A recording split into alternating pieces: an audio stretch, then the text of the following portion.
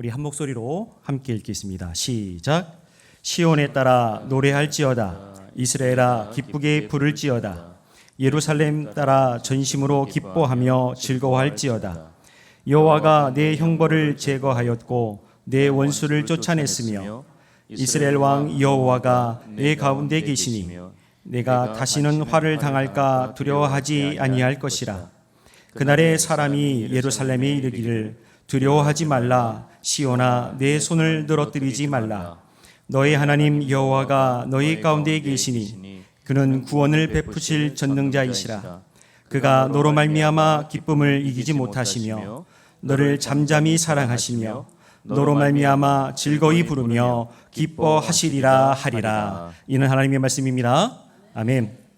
저를 따라서 믿음으로 고백하시겠습니다. 하나님의 거룩한 말씀, 우리 삶의 능력입니다. 오늘 주시는 하나님의 말씀 믿음으로 아멘 하겠습니다. 받은 말씀 따라 순종하며 살아내겠습니다. 아멘. 아멘. 요즘 여러분들 기쁜 일 혹시 있으십니까? 나라 안을 봐도 또 나라 밖을 봐도 사실 기뻐할 일이 별로 없는 것 같습니다.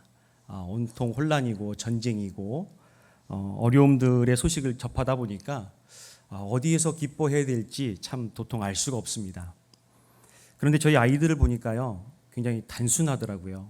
아이스크림을 주면 행복하고 휴대폰으로 자유하게 만들어주면 좋아하고 또 라면 먹으라고 하면 좋아하고, 굉장히 단순하고 순진하더라고요.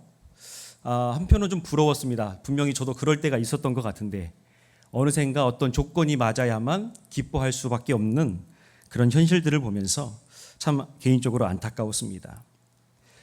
우리는 기쁨이란 것을 참 너무나도 중요하게 생각합니다. 날마다 기쁨을 얻기 위해서 몸부림친다 해도 과언이 아닐 정도로 기쁨을 찾아 헤매는 인생이라고 말할 수밖에 없죠. 그런데 대부분 비슷하게 하시겠습니다만 우리가 기뻐하는 것 사실 별거 없습니다. 내가 원하는 것이 이루어지고 또 내 자녀가 잘 되고 또 내 남편의 사업이 잘 되면 그것만큼 기쁜 일이 없겠죠. 또 염려하던 알턴이 같던 일들이 다 해결이 되어지고 또 누군가를 나를 인정하고 알아주면 참 그만큼 기쁜 일이 없지요. 그런데 이 기쁨이라는 것은요, 단지 감정적인 어떤 부분을 꼭 뜻하는 것은 아닙니다. 좀 오늘 말씀으로 좀 들어가 보면 우리가 무엇을 기뻐하고 또 우리가 즐겨하는지 또 내가 무언가를 이뤘을 때 흔들린지를 가만히 보게 되면 내가 무엇을 기뻐하고 좋아하고 있는지가 분명하게 드러난다는 것이지요.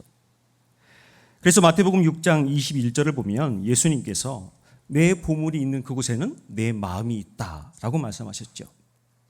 즉 내가 가장 소중하게 여기는 것, 내가 가장 기뻐하고 좋아하는 곳에 뭐가 있다고요? 내 마음이 있다는 거예요. 누가복음 10장을 보면 이제 예수님의 제자들이 전도 여행을 떠납니다. 그런데 이 제자들이 굉장히 흥분이 돼서 돌아왔어요. 그 이유를 가만히 보니까 예수님의 이름으로 명하니까 귀신들이 벌벌 떨고 항복했기 때문이죠. 혹시 여러분들 가운데 귀신 쫓아내고 오신 분 계십니까? 아마 누군가 귀신을 쫓아낸다고 하면 아마 소위 말하는 도파민이 폭발할 거예요. 제자들이 신이 나서 예수님께 왔습니다.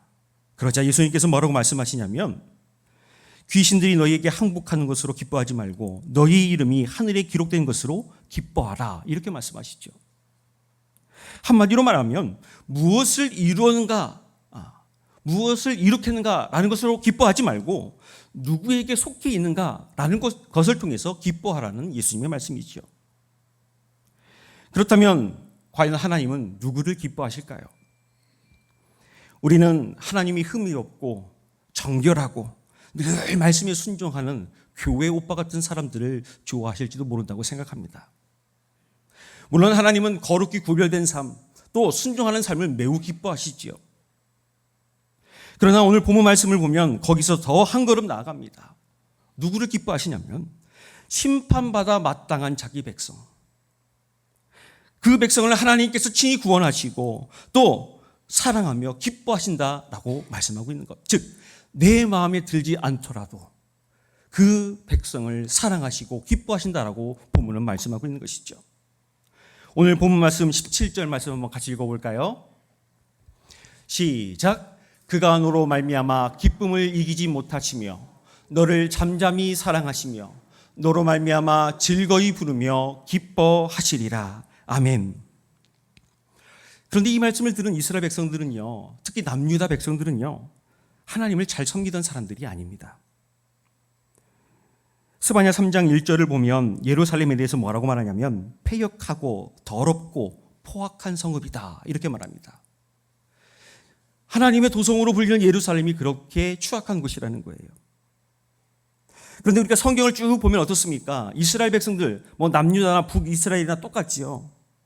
그들은 하나님의 말씀을 듣지 않았어요. 또 여호와를 신뢰하지도 않았고 하나님을 가까이 하지도 않았습니다.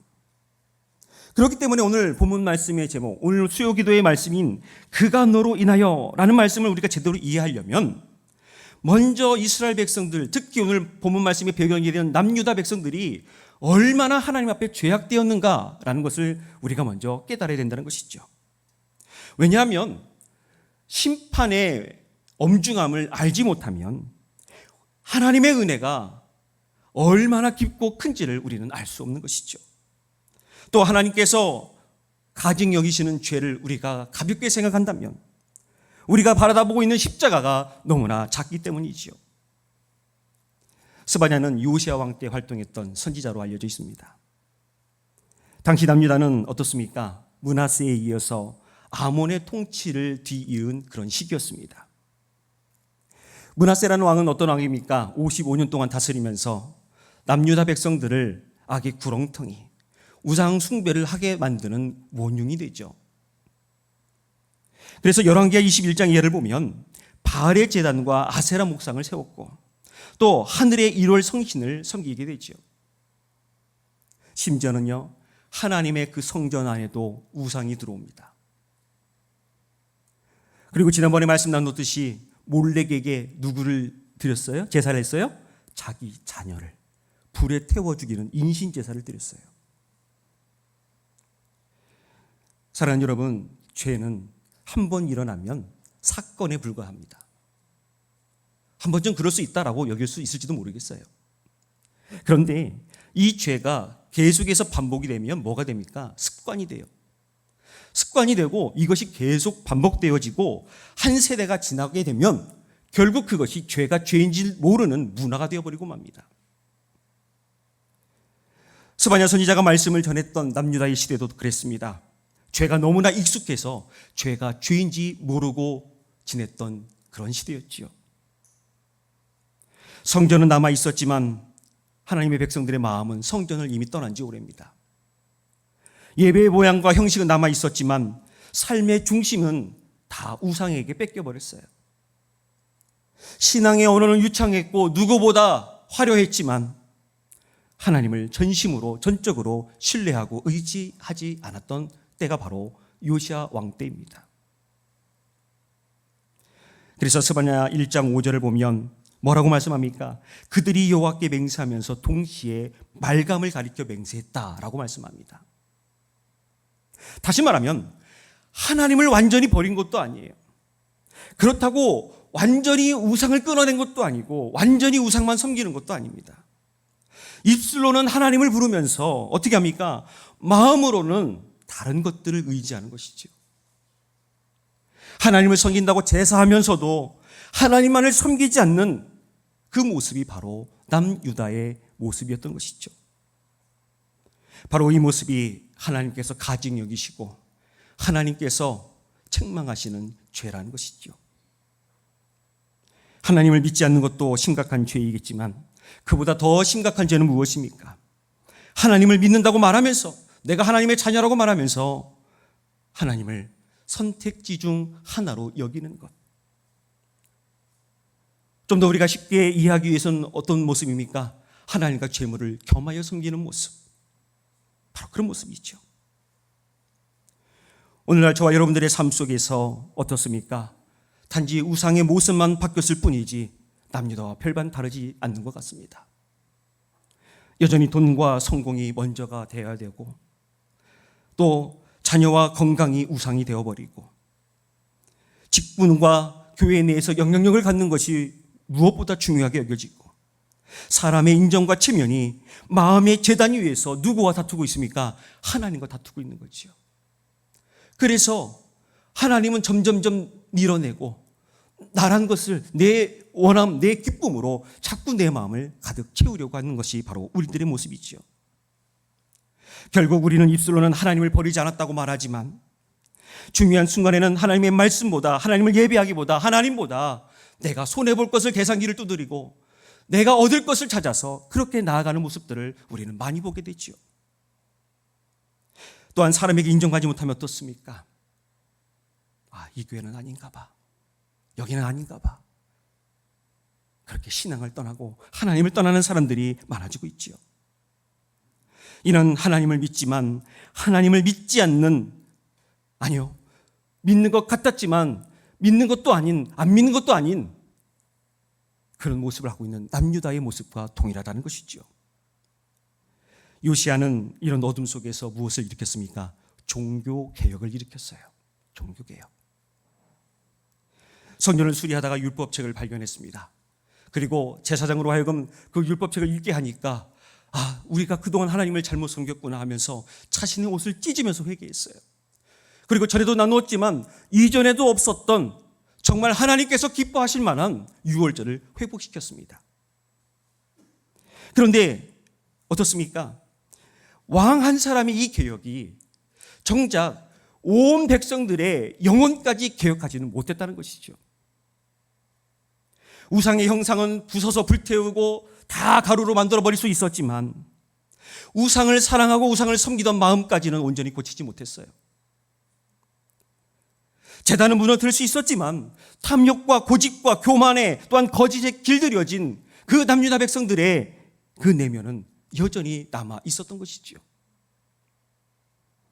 이런 가증한 모습에 대해서 예레미야 선지자는 예레미야 3장 10절을 통해서 뭐라고 말합니까? 남유다가 하나님께 돌아온 것처럼 보였지만 거짓으로 돌아왔을 뿐 전심으로 하나님께 돌아오지 않았다라고 고발하고 있어요. 다시 말하면 겉모습만 그럴싸하게 바뀐 것뿐이지 알맹이는 여전히 썩어 있더라는 것이죠. 오늘날도 마찬가지입니다. 교회가 변하기 위해서는 새로운 목회자를 청빙해야 된다. 우리 교회에 이런 프로그램을 도입해야 된다. 이런 것들을 해야 된다. 저런 것들을 해야 된다. 많은 프로그램들이 쏟아져 나옵니다. 세미나도 엄청 많이 열리지요.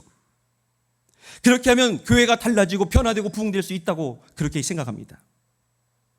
그런데 물론 새롭게 해야죠. 계속 도전해봐야죠. 개혁하고자 몸부림쳐봐야죠.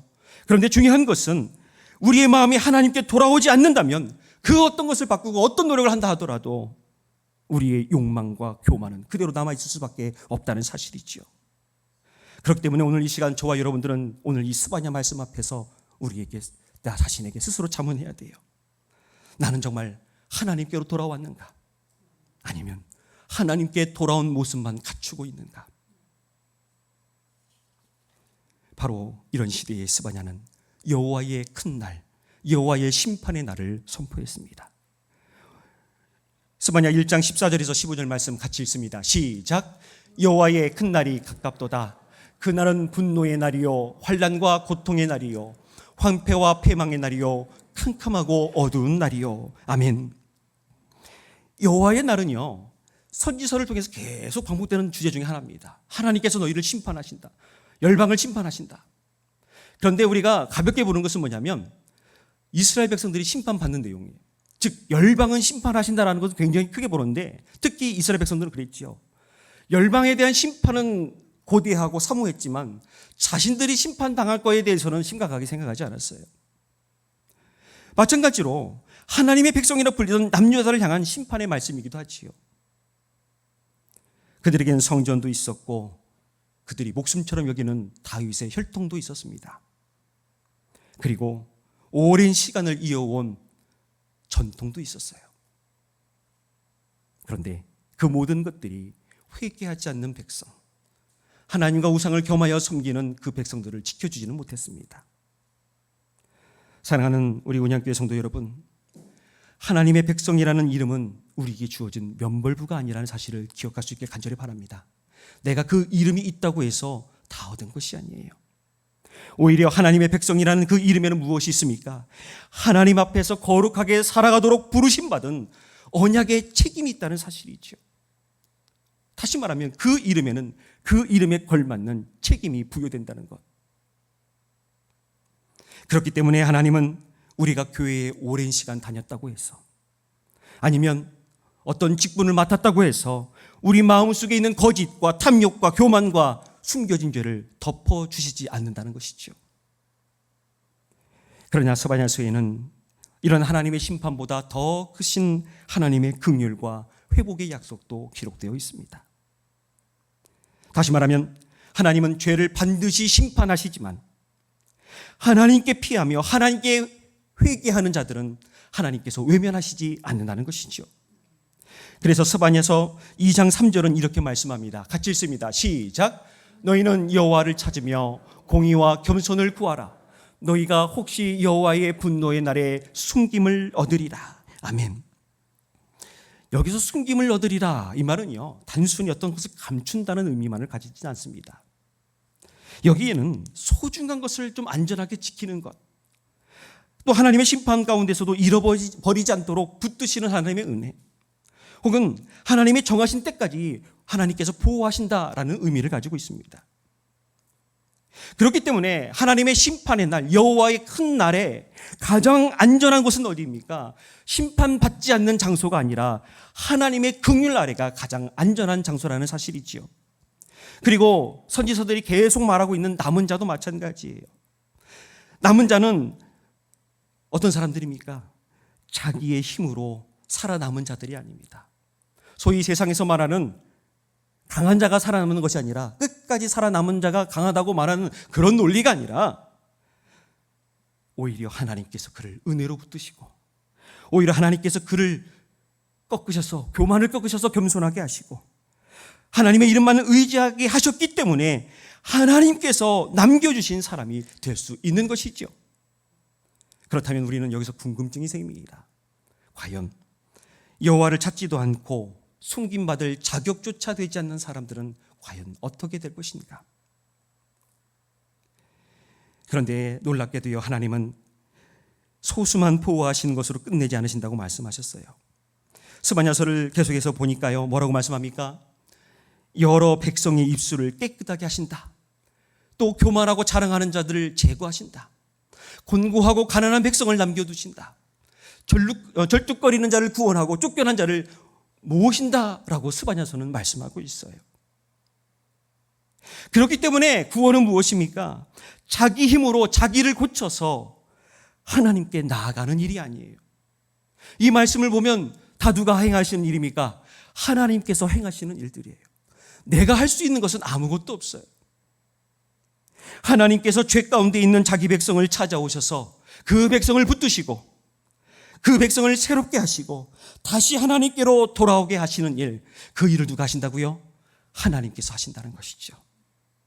그렇게 교만을 꺾으시고 더러워진 입술을 깨끗하게 하시고 하나님만을 피난처로 삼는 백성을 하나님께서 세우신다는 사실이죠. 그런데 지금까지의 이야기와 달리 놀라운 반전이 펼쳐집니다.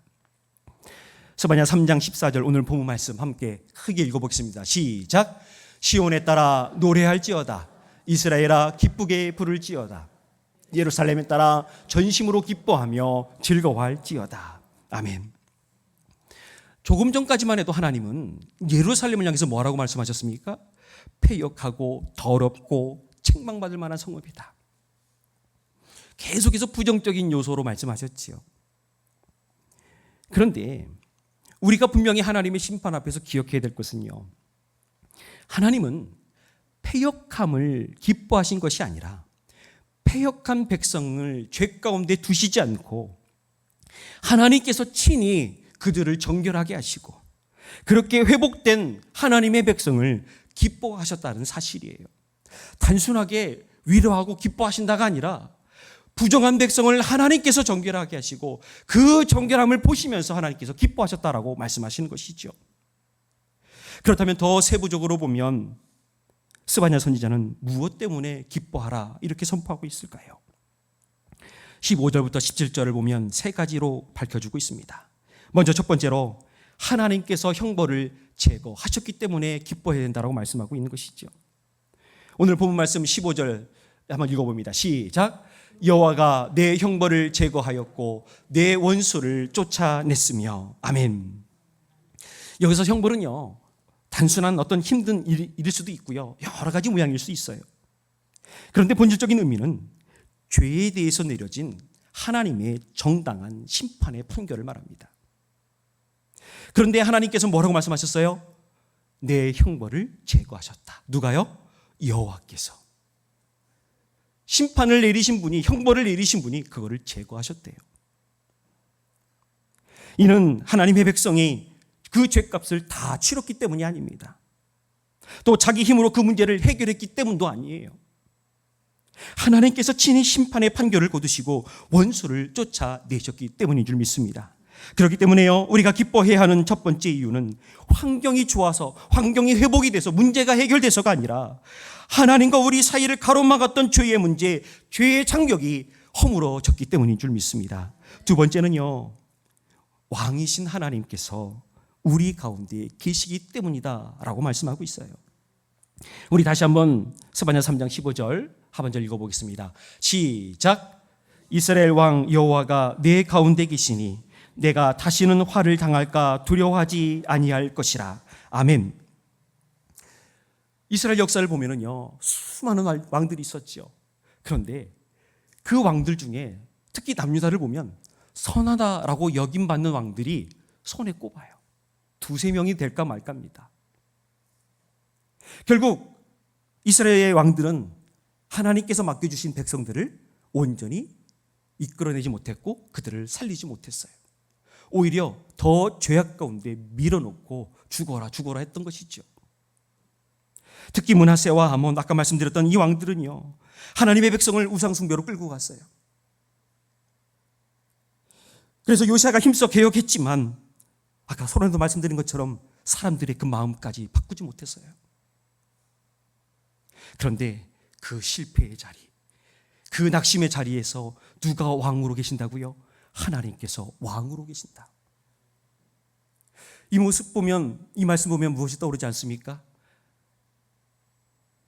왕을 세워달라는 이스라엘 백성들의 외침, 그리고 하나님의 안타까움과 사울 왕을 세우셨던 그 하나님의 모습을 우리는 떠올릴 수가 있어요. 이미 그들 가운데선 만왕의 왕이신 하나님께서 계신데 자신들의 눈앞에 보이는 육신의 왕을 세워달라고 했을 때에 하나님의 마음이 어떠셨을까요? 그렇기 때문에 우리가 기뻐할 수 있는 두 번째 이유는 왕이신 하나님께서 백성들 가운데 계시기 때문이라는 사실을 기억할 수 있길 간절히 바랍니다. 그래서요, 16절을 보면 이렇게 말씀합니다. 한번 같이 읽어봅니다. 시작. 그날에 사람이 예루살렘에 이르기를 두려워하지 말라. 시온아 내 손을 늘어뜨리지 말라. 아멘. 자, 손을 늘어뜨린다는 것은 무슨 말입니까? 낙심하고 힘이 빠져서 손을 쭉 늘어뜨리고 터덜터덜 걷는 모습, 그런 모습이죠. 더 이상 버틸 힘도 없고 더 이상 견뎌낼 수 있는 의지도 없고 다시 일어설 수 있는 용기도 없고 무언가를 시작하고 싶은 마음도 사라진 상태, 그런 상태를 말하는 것이죠. 우리도 이처럼 마음이 무너지고 포기하고 싶을 때가, 주저앉고 싶을 때가 한두 번이 아닙니다. 그런데 하나님은요, 그렇게 손을 늘어뜨린 인생에게 너 뭐 하는 거야? 너 정신 차리지 않고 뭐 하는 거야? 너 그것밖에 안 돼? 라고 우리를 다그치시지 않는다는 사실이에요. 오히려 뭐라고 말씀하십니까? 오늘 본 말씀 17절을 보니까 이렇게 말씀합니다. 같이 읽겠습니다. 시작. 너의 하나님 여호와가 너의 가운데 계시니 그는 구원을 베푸실 전능자이시라. 아멘. 그리고 세 번째로는요, 하나님께서 회복된 자기 백성을 사랑하시고 기뻐하시기 때문에 우리가 기뻐해야 된다고 말씀하고 있어요. 마찬가지로 17절 말씀을 보면 이렇게 말씀합니다. 그가 너로 말미암아 기쁨을 이기지 못하시며 말씀합니다. 계속해서 반복되는 표현이긴 합니다만요, 하나님께서 정결하게 하시고 하나님께서 다시 세우신 백성을, 그 백성을 보시면서 기뻐하신다는 거예요. 단지 우리를 보고 기뻐하시는 것이 아니라 본인이 정결하게 하시고 본인이 세우시고 본인이 희생을 통하여 산 백성을 기뻐하신다는 것이지요. 좀 더 나아가면 죄에 대해서 분노하시고 심판하셨지만 하나님의 신실하심이 패역한 백성을 버려두지 않고 오히려 그들을 정결하게 하셨고 하나님의 신실하심으로 말미암아 회복된 자기 백성을 기뻐하신다는 것이죠. 그래서 17절을 계속 보면 이렇게 말씀합니다. 우리 밑에 말씀 같이 읽어봅니다. 시작. 너를 잠잠히 사랑하시며 너로 말미암아 즐거이 부르며 기뻐하시리라. 아멘. 저도 참 부끄러운 고백인데요. 지난번에 말씀을 이제 나누고 나서 이제 이번 말씀을 준비하면서 저도 이 말씀 앞에서 굉장히 오랜 시간 머물렀어요. 특별히 지난 한 주 동안 약 10일이라는 시간 동안 성경의 표현에 따르면 수월과 같은 시기를 제가 그 시간을 보냈습니다. 왜냐하면 얼마 전 어떤 사람의 말과 태도를 통해서 제가 굉장히 업신여김을 당하고 있다는 사실을 알게 되었기 때문이에요. 좀 고급진 표현으로 업신여김을 받았다고 말하는 거지 조금 원색적으로 표현하면 거짓 취급받고 있더라고요. 누가요? 제가요. 거짓 취급당하고 있더라고요. 이 일이 지나간 줄 알았던, 잊은 줄 알았던 그 과거의 기억을 다시금 떠올리게 했고 제 연약함과 제 상황들과 맞물리면서 저를 얼마나 끌어내리는지 몰라요. 아내를 출근시키고 이제 치료받으러 병원으로 운전하러 가면서 얼마나 울었는지 몰라요. 말씀을 펴놓고 성경을 펴놓고 묵상하면서 하루 종일 혼자 앉아서 얼마나 울었는지 몰라요. 애들 오면 그 운 모습을 보일 수 없으니까 눈물을 닦고 또 아내가 오면 반겨줘야 되니까 눈물을 닦고 혼자 문을 닫고 방 안에서 말씀을 준비하면서 얼마나 울었는지 몰라요. 기쁨으로 하나님의 말씀을 묵상하고 준비하고 설교해야 되는데 기쁨이란 그 단어 자체가 떠오르지 않더라고요. 손을 들어뜨린 그 시온의 모습이 제 모습처럼 느껴졌어요. 기뻐한다고? 하나님 나를 기뻐한다고 뭐를 기뻐해? 나는 하나도 기쁘지 않은데 밤새도록 그 괴로움이 너무나도 저를 찾아왔어요. 계속해서 스바냐의 오늘 말씀을 읽고 또 읽고 또 읽고 또 읽었어요. 여호와가 내 형벌을 제거하셨다. 두려워하지 말라. 내 손을 늘어뜨리지 말라. 너희 하나님 여호와가 너와 함께 하신다. 그가 너로 말미암아 기쁨을 이기지 못하시며 너를 잠잠히 사랑하시며 너를 기뻐하신다. 이 말씀을 수백 번 곱씹었을 때에 어제 말씀을 준비하면서 제가 컴퓨터 앞에서 통곡을 하고 말았어요. 말씀으로만 읽었던 하나님의 말씀이 제 상황이 해석되어지면서 하나님 앞에 제 마음을 포기하게 되더라고요. 남이 나를 그렇게 평가한다고 해서 내 존재가 사라지는 것이 아니구나. 남이 나를 그렇게 평가한다고 해서 하나님이 나를 기뻐하신다는 것이 멈추지 않는구나. 여전히 누군가 눈에 볼 때는 나는 거짓처럼 보이고 구걸하는 사람처럼 보일지라도 하나님 보시기에는 살아가는 자녀겠구나. 지금도 여전히 상처가 없는 것은 아니지만 멸시보다 더 크신 하나님께서 지금도 나와 함께 하신다는 그 사실이 얼마나 감사한지 몰라요. 그렇다면 그 거룩하신 하나님께서 패역한 백성의 그 형벌을 제거하시고 죄인을 품으시고 회복하게 되신 그 은혜를 우리는 어디서 바라볼 수 있습니까? 바로 십자가 대속의 사건을 통해서 바라볼 수 있다는 사실이죠. 갈라디아서 3장 13절을 보면 이렇게 말씀합니다. 그리스도께서 우리를 위하여 저주를 받으신 바 되사 율법의 저주에서 우리를 속량하셨다. 누가 받으셨다고요? 그리스도께서 우리를 대신하여. 우리의 형벌이 저절로 사라진 것도 아니고 하나님께서 죄를 못 보척 하신 것도 아니에요. 우리가 받아 마땅해야 할 그 십자가의 형벌, 그 하나님의 심판을 하나님의 아들에게 내리셨고 우리가 마셔야 할 진노의 잔을 하나님의 아들이 마시셨다고 성경은 증언하고 있어요. 또 이사야 53장 5절을 보면 이렇게 말씀하지요. 그가 찔림은 우리의 허물 때문이요 그가 상함은 우리의 죄악 때문이라. 또 사도 바울도 고린도후서 5장 21절을 통하여 이렇게 말씀합니다. 죄를 알지도 못하신 그리스도가 우리를 대신하여 죄로 삼으신 것은 우리로 하여금 그 안에서 하나님의 의가 되게 하려 하심이라. 누가 희생양이 되셨습니까? 어린 양이신 예수 그리스도가 나를 대신해서 그렇게 모든 죄를 담당하셨다라고 말씀하고 있어요. 또한 이스라엘 왕 여호와가 내 가운데 계시다는 그 하나님의 약속은 임마누엘, 하나님께서 우리와 함께 하신다는 그 약속을 통해서 성취되었다는 사실이죠. 말씀이 육신이 되어서 우리 가운데 거하셨고 또 승천하시면서 세상 끝날까지 너희와 함께 할 것이라고 우리 주님께서는 약속해 주셨습니다. 사랑하는 성도 여러분, 이제 말씀을 정리하죠. 하나님은 심판받아 마땅할 자기 백성을 죄 가운데에 버려두시지 않는다는 사실을 기억할 수 있길 간절히 바랍니다. 오히려 그들을 하나님의 은혜로 정결하게 하시고 그들에게 있는 그 죄악의 형벌을 제거시키시고 친히 그들의 삶 가운데에 왕으로서 좌정하셔서 그들을 통치하신 줄 믿습니다. 그리고 그렇게 회복된 자기의 백성을 바라보시면서 기뻐하시고 그 기쁨을 이기지 못하시고 그를 사랑하시고 즐거이 노래하신다라고 말씀하고 있습니다. 혹시 오늘 말씀을 나누는 저와 여러분들 가운데에 시온이 손을 축 하고 늘어뜨리고 있는 것처럼 그렇게 손을 늘어뜨리고 계신 분이 계십니까? 사람의 말 때문에 마음이 무너지고 경제의 어려움 때문에, 관계의 어려움 때문에 절망하고 계신 분이 혹시 계십니까?